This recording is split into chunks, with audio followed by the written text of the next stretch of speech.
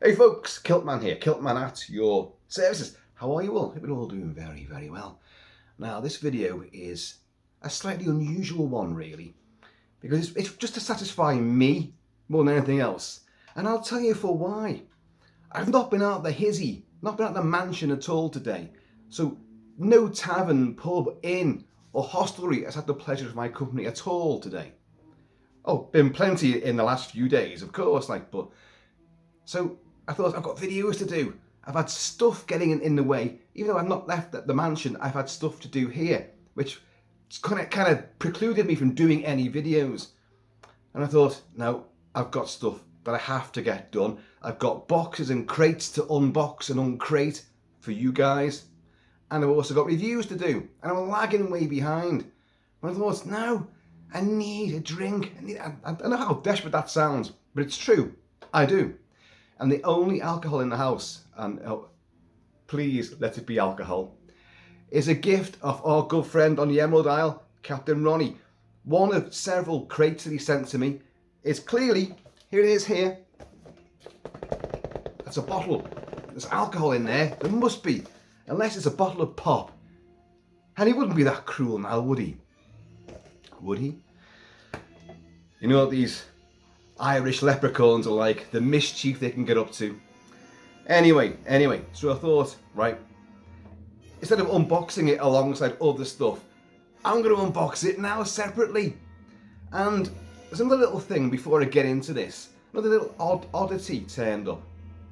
You see there, behind me there, the video I did on Garner Monster Art, fantastic artwork, caricatures, lots of funny slogans and dialogue and quotes from the characters of the movies. A brilliant artist of caricatures, posters and book covers as well. He's superb. Well, that one there I covered recently, and it's all the characters from Jaws. All of them except for the two guys on the pier. Only because he couldn't fit them on. Just do it without the pier. Just use the two guys next time, Paul. They'll get a separate one, I'm sure. But I think I covered that, and it's the second one he's done of Jaws in that sort of style. The first one was like the end of a pier. Oh, back on a pier again, like a vaudeville sort of show at the end of it, Blackpool Pier or whatever. And all our favourites were there, all with big cheesy grins. It was all like everything's happy and it's going to be a big show, a pantomime. And I covered that one ages ago, and I wanted to have it in the background when I unveiled this one. But the mansion spook whistled it off to limbo, as it does with many of my things, my treasured possessions, and we turned the mansion upside down. Me, my family, and all the servants, and as many slaves we could rope in. Couldn't find it anywhere. But Paul, in his infinite kindness, sent me a replacement, and it's here. I shall show it to you now. Ugh. You've seen it before, but there it be. Look at it. They're all there, present and correct, including Ben Gardner's head. All got little sort of slogans, and it's all like, it's like, this is the show at the end of the pier. Come on, bring the kids. It's going to be great, a big spectacular. And it is superb. Anyway, so that's the replacement, right? Now this turned up the other day in one of those cardboard tubes, and our postie came across the drawbridge. We raised the portcullis, and he was like, looking at it, he said, like, this has come for you, Kilty, but I don't know how it's got here. There's no stamp on it. And I went, yeah, that's right. There's no stamp on it. How odd. Anyway, it arrived, so made up. I let Paul know. Brilliant. And I said to him, like, look, don't know how it got here. There's no stamp on it. And he went, now this has been happening a lot, but apparently in the heat, those little scan code stamp things are just unpeeling themselves. And yet it still managed to get here. Fast forward to today, and we get, where is it now? A little letter. Oh, covered the address up. Little letter from the post office, and it says, I shall read it to you, found open or damaged and officially secured. Okay, but it's just an envelope, and inside there's a little note, a handwritten note with a stamp from the Royal Mail. I'll show you, a little stamp from the Royal Mail there, and it says, no name, it just says, dear customer, and our address. Dear customer, this label was found attached to a different package, which is actually addressed to an address in Scotland. Oh, the irony. It looks like it came off in Chester Mail Centre. And this is signed by J. McDermott. McDermott, there you go. And it has the little stamp there, which I've covered the address again, the postcode. But as you can see, if you can with the ring light, there's King Charles's profile. It's the king, it's the monarch himself. I had a very busy day today because it was trooping the colour today. And so that is clearly what came off the tube carrying that poster. So weirdly enough, it still gets here with no stamp on it, no official stamp on it. So it should have been stopped, intercepted. But that stamp comes off, gets attached to something else, which goes up to Scotland. And they go, hang on a minute, that's a different address on that. And then they took it upon themselves to send us the stamp. What the hell for? You know, and then saying like, oh, it's a bit of a mystery this. Clearly this came unattached from your package and hit something else. So they put it in an envelope with a handwritten note. I mean, let's be honest, if we hadn't worked this out, we'd now be thinking, well, Christ, what's gone missing? And if you went back to the postie, they'd be going, well, we don't know. All we've got is the stamp. So it seems bizarre that they would actually bother to put the stamp in an envelope.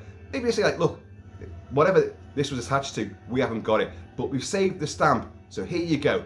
God knows where your package actually is, but at least you got the stamp to prove that it did go through the postal service at some point.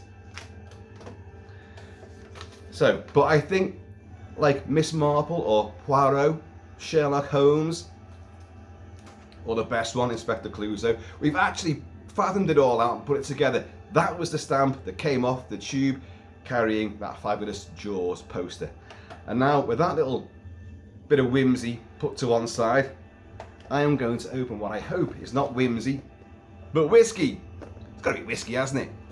So, the ski and do. I'm playing Wojciech Kilar's Bram Stoker's Dracula soundtrack. I don't know why.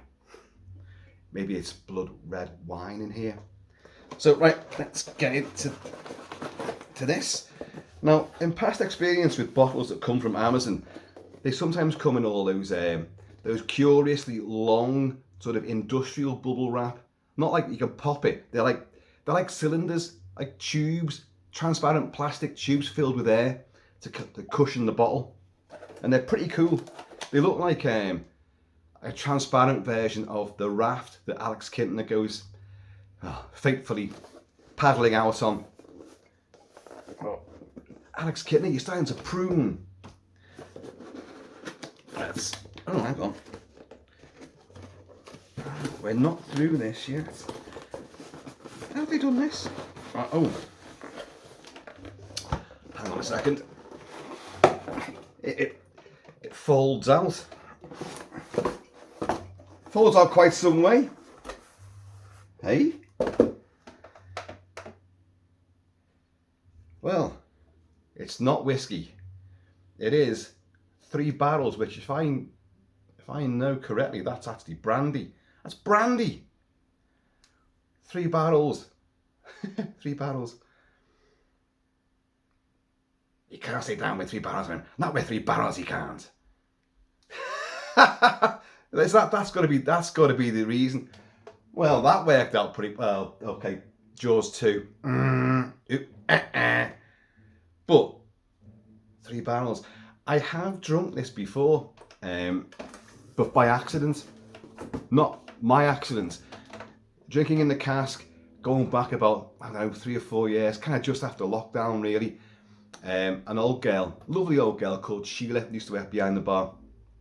Only on a Sunday afternoon when it's meant to be quieter, because she was quite slow and chatty.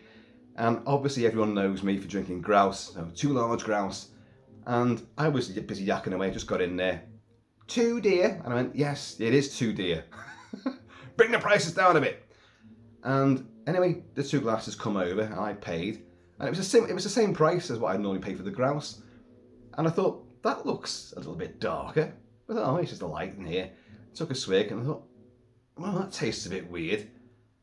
But you know when you're thinking, oh, maybe it's just me. Have I eaten something beforehand which has changed my palate? Well, this will cleanse it. And like, I thought that is weird, that. And I said to the guy I was talking to, I said, like, does that look like whiskey to you? And he went, yeah. I went, okay, I must be wrong then.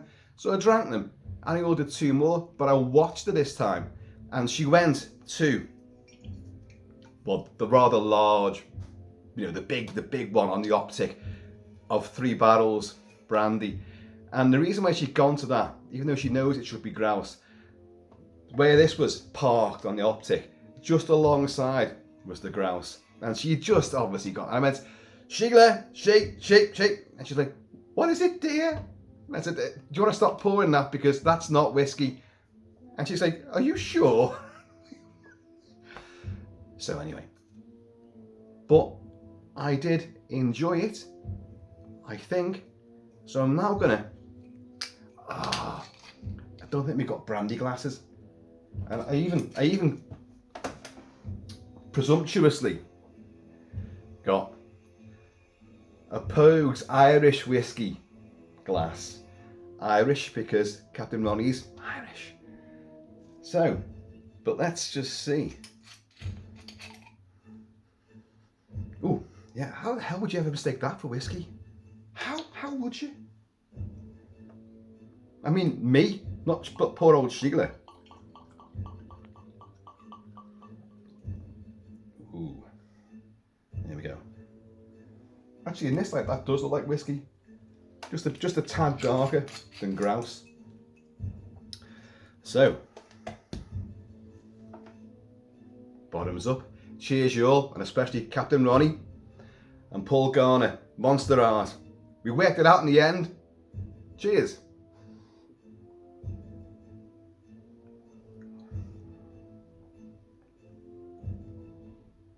Yeah, there's no way you could mistake that. Although it did throw me into a bit of like, is it, isn't it? I can't quite tell. What's wrong with this? Is it my lipstick?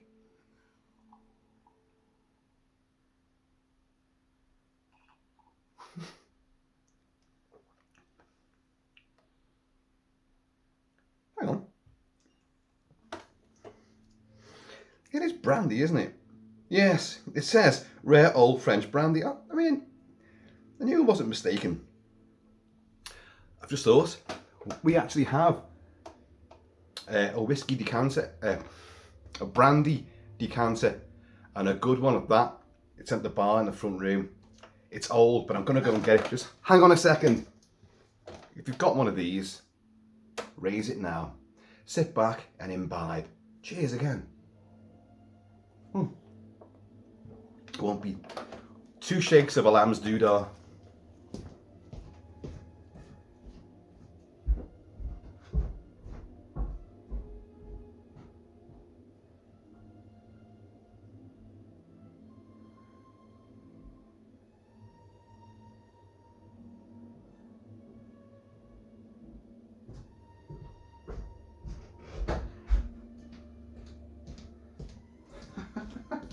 Look at this. Look at this, folks. That is a Napoleon Bonaparte, so Napoleon brandy decanter. It's pretty old because I got this off Big Kilt Papa after he died. So obviously you unscrew that, which that's been sealed. We've never used it. Honest to God, never used it. That's weird, isn't it? I mean, there you go. Nappy himself, Napoleon, rearing up on his horse. Kill the English, kill Englishmen, you know. And you obviously open that, you pour it in there. But what a weird decanter. I mean, obviously we've got the glass ones. It's like the marbled or dimpled, however you call it. Traditional standard old sort of usual decanters. But that, so you pour it in there and then you'd be pouring it out of there. I don't think you're meant to actually use it, do you? There is a little label stuck on this which says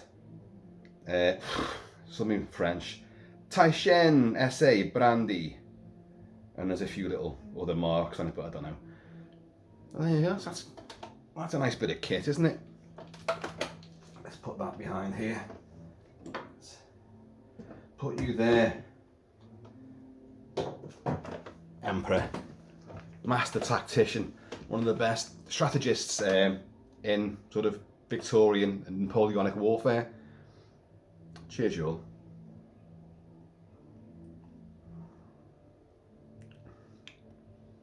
Yeah, Ronnie, that's hitting the spot. Oh, I got a wee bit of heartburn there. Has anyone ever discussed, you know, having a swig from a brand new bottle as much as I've done? I'm going to put some more in there. 3 barrels. Well, I think we're halfway down, or a quarter of the way down the first barrel. So let's see if that can bring him up to the surface. And I like to jab at him, you know. He's a smart big fish. He's gone under. I think he's gone under the boat. Yes, he's gone under the boat. So, quick video, folks. I know it's been really sort of ramshackled of late, but it's been the big birthday. Well, not just my birthday, but Mrs. Kilt-Man's birthday, Adrienne Barbeau's birthday, and Predator itself, the film Predator, its own 38th birthday on the same day as my birthday and the missus. So it's been a big celebratory weekend, and I've been out a lot. I've had whiskies, and they were whiskies, thrust at me each time I've been out. It's been lovely, you know, don't get me wrong, but people would give me whiskies the day before my birthday, on the day of the birthday, and then the day after, which would be yesterday.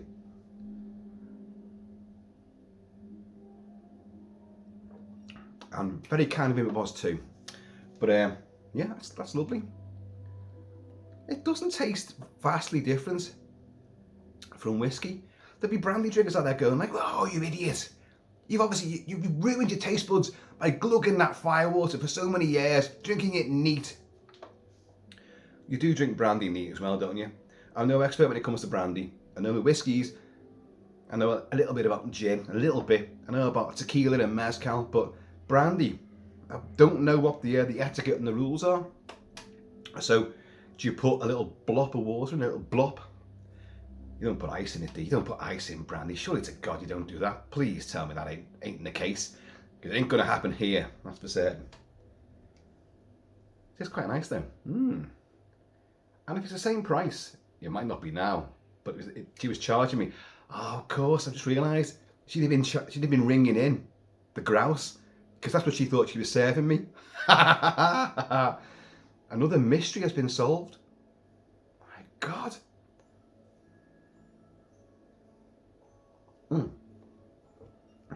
Yeah, that's lovely. Right, now, folks, there is a hell of a lot more to get done. There are boxes jam-packed with stuff which I've got to get through. I make it sound like a chore. I can't wait. But the thing is, I've not been able to open them myself because we do it on camera and you get little mini reviews and all the excitement and enthusiasm. There was another box which Astrodyne, Sir Astra of the Dyne, sent to Mrs. Kilt-Man. And she opened it while I was in the pub. I come back home, there was a couple of mugs in there. There was a book on lighthouses because he knows she has a fascination for lighthouses.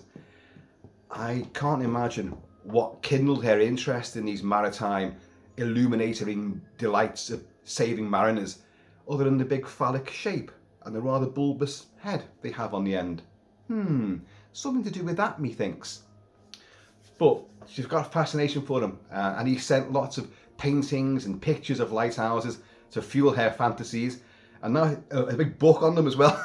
So the history of lighthouses, brilliant. I'll be reading that as well. Right, enough inane waffle. I'm going to put this on and then drink some more of this, and I might be back to do a review before we kick off with the boxes. Might do a review first. So, folks, in the meantime, in this ever, what the hell is he talking about in between time? Please keep it Celtic, and I'm going to see you all through a decanter. Brandy. Yeah, it seems a little more dignified, a little more elegant.